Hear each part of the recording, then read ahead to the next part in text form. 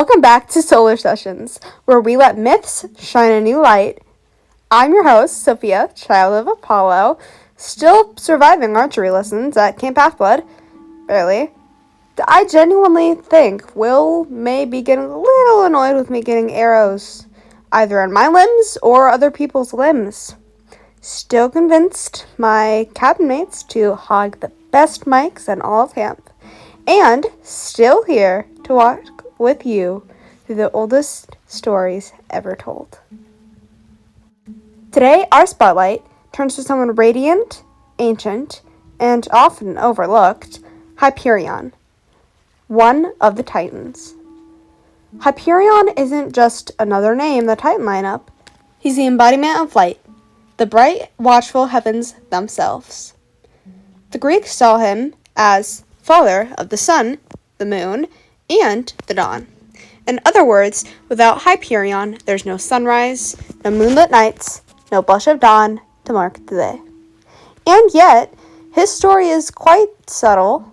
You won't find him throwing sickles or waging wars like Kronos. Instead, he's cosmic, eternal. He shines not through drama, but through presence. So, for this episode, we're going to trace the story of Hyperion from his birth in the age of the Titans through his children who lit the world, to his legacy that still echoes in literature, astronomy, and even philosophy today. This is the light before the sun. This is Hyperion.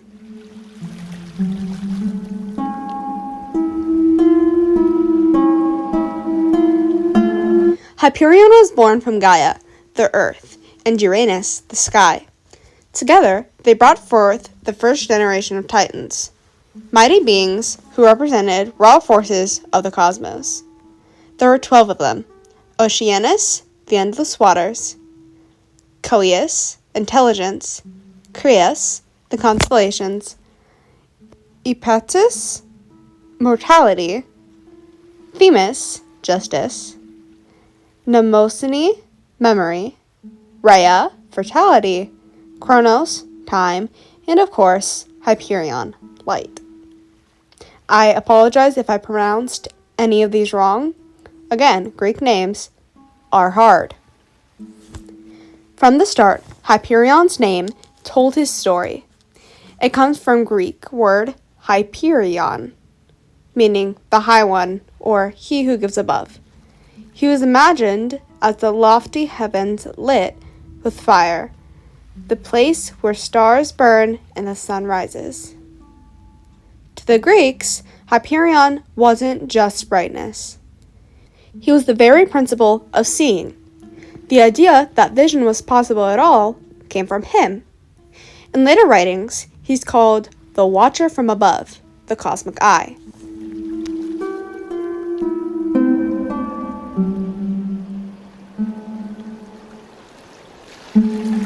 Like most Titans, Hyperion had a partner, his sister Thea.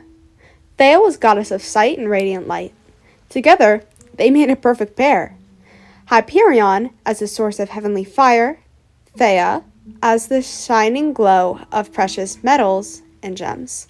And together, they had 3 children. First, Helios, the sun, golden-haired, driving his flaming chariot across the sky, also known as the sun. Second, Selene, the moon, gentle, pale, circling the night sky in her silver chariot, also known as the moon. And third, Eos, the dawn, ever youthful, her rosy fingers painting the horizon in each morning. With these 3, Hyperion and Thea gave structure to time itself, day, night, and the transition between them. To the Greeks, Hyperion wasn't just light. He was the father of rhythm, order, of Daily's life cycle.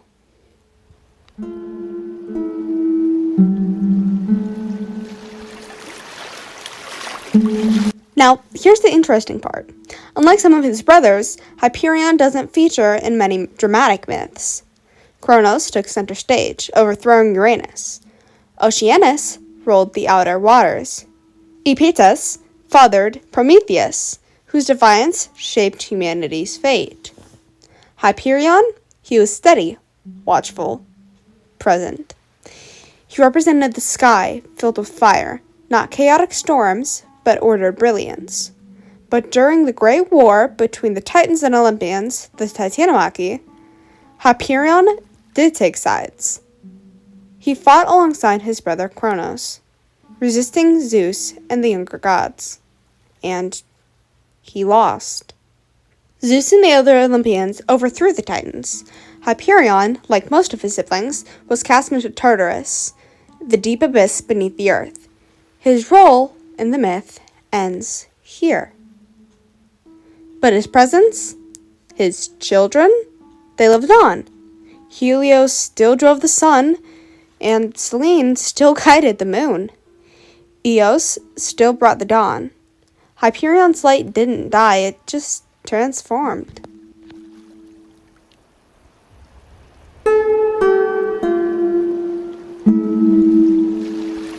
Let's pause here. What does Hyperion mean symbolically? He's not just fire, not just the sun. He's illumination. Light is one of the oldest symbols in human imagination. It represents knowledge, clarity, and truth. When we say something comes to light, we mean it's understood. When we say someone is enlightened, we mean they see more than others. Hyperion is that first illumination, the raw radiance before it takes shape as Helios, or more commonly known, Apollo. He is cosmic awareness, the moment when darkness is broken, when vision becomes possible. In a way, Hyperion is the dawn of consciousness itself. We're going to take a little pause because this is a very long podcast. Roughly probably going to end up being like 20 minutes, most likely, like 15, 20 minutes, right? So, we're going to take maybe like a 2-minute pause, and if you want to skip ahead, go for it. If you just want to sit here and listen to the music, go for it.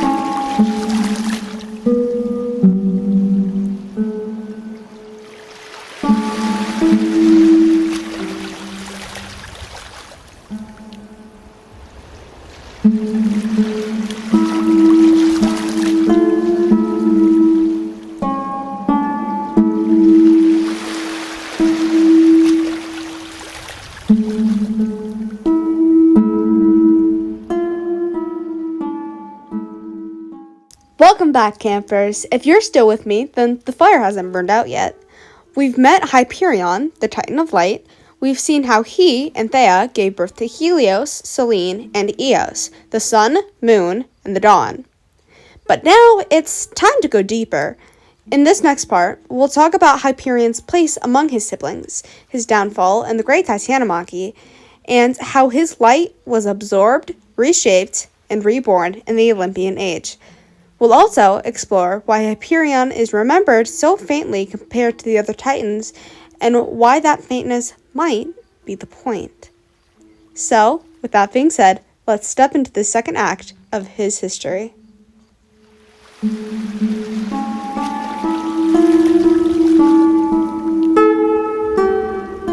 The Titans weren't just a family. They were a cosmic map. Each one represented a different force of existence. Oceanus, the endless stream of water encircling the world. Coeus, questioning intellect, inquiry. Crius, the constellations, the axis of the stars. Iapetus, mortality, the limits of human life. Themis, justice and divine law. Mnemosyne, memory, the foundation of story. Rhea, motherhood and fertility. And Kronos, time, cycles, and devouring. And then Hyperion, the heavenly fire, the illumination that makes the world visible. The Titans weren't just random characters, they were the blueprint of the universe itself. Hyperion's role was essential because without light, there was no recognition, no awareness of the rest.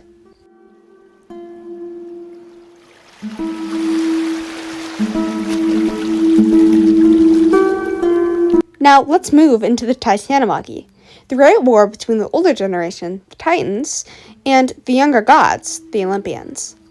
When Kronos overthrew Uranus, he freed his siblings. Hyperion was a part of that victory, standing with Kronos as a new age of Titan rule began. For a while, things seemed stable. The cosmos was divided, each Titan holding their own domain. But Kronos was a paranoid ruler, fearing that his children would overthrow him, just as he had overthrown his father. He swallowed them whole. Zeus, the youngest, escaped and eventually rose up against him. Hyperion, bound by blood and loyalty, fought alongside with Kronos when war broke out. The Titans had strength, vastness, and ancient power on their side, but the Olympians had cunning. They had fresh energy, and crucially, they had the Cyclopses and the 100-handed ones, freed from Tartarus, who forged thunderbolts for Zeus. The war raged for 10 years. At its end, Hyperion fell with his brothers, defeated, chained, cast into Tartarus. That was the end of his presence in myth. Hyperion doesn't re-emerge. He doesn't escape like Prometheus. He doesn't get a redemption arc like Oceanus, who stayed neutral. Hyperion is silent after defeat.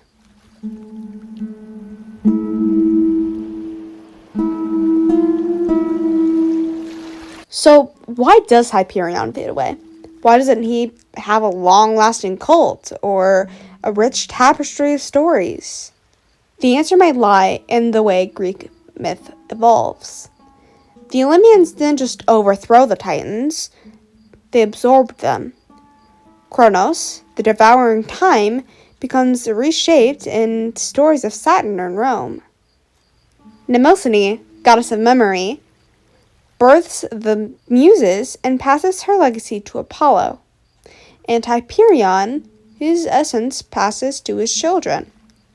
Helios carries the visible sun across the sky. Selene watches the night. Eros brings dawn. Later, Apollo, god of prophecy, music, and light, begins to inherit some of Hyperion's traits too.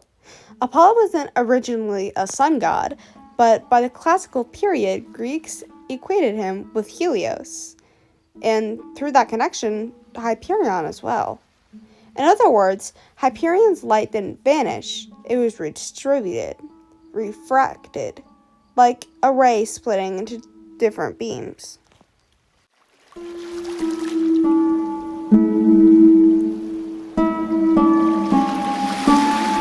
Now, let's pause to compare. Hyperion is cosmic, abstract, the principle of heavenly fire. Helios is personal, visual, the driver of the sun chariot. Apollo is cultural, symbolic, the god of enlightenment, prophecy, and artistry. It's like a passing of the torch, in a way. Hyperion represents the raw, ancient force of light. Helios makes it mythically human. As a god, you can see, imagine, and pray to.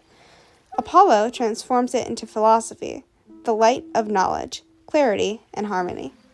So, even if Hyperion himself slips into a shadow, his essence becomes the backbone of Greek thought. Every time someone evoked Apollo as the god of light, they were unknowingly echoing Hyperion's first radiance.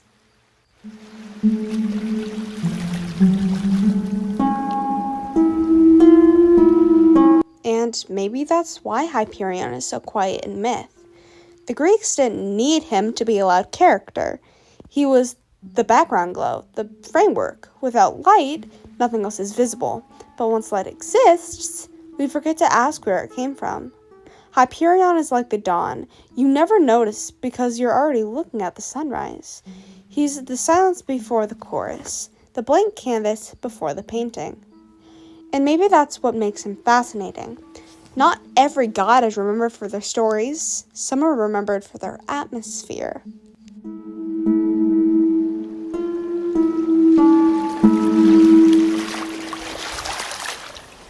So now let's reflect.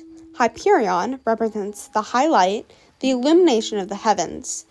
He is the father of the sun, moon, and dawn, cosmic order itself. He fought in the Titanomachy, fell, and faded into Tartarus. And yet his presence lived on through his children, and later through Apollo. As campers, we like drama, monsters, quests, and for Luke Castellan, lightning bolts. Hyperion doesn't give us that. Instead, he gives us something quieter, the assurance that the world is lit, the sky is open, and vision is possible. And honestly, sometimes that's the most powerful thing a myth can offer. Not action, not war, but the backdrop of existence itself.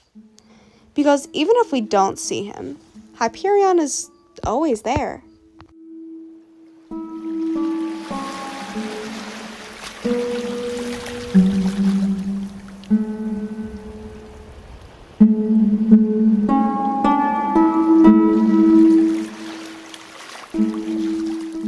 In our next episode, we'll go into the story of Coeus, so stay tuned for that.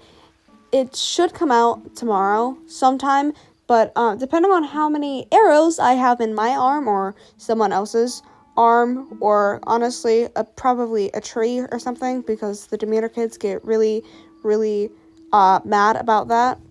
It's a whole thing. We'll see if it comes out tomorrow or not. See you next time, demigods. Remember, may the sun always be with you. I'm Sophia, child of Apollo, and this was Solar Sessions.